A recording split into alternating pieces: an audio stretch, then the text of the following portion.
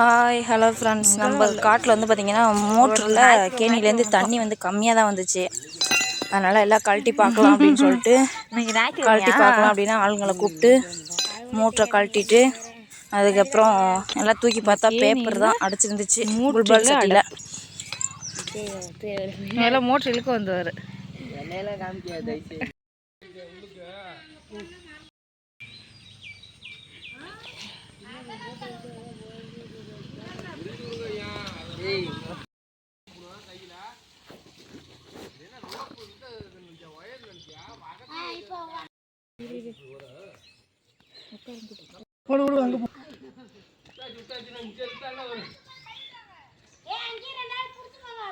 பிடிச்சிருக்கோம் குப்பையில் ஏதோ அறுத்துருக்குது பாரு.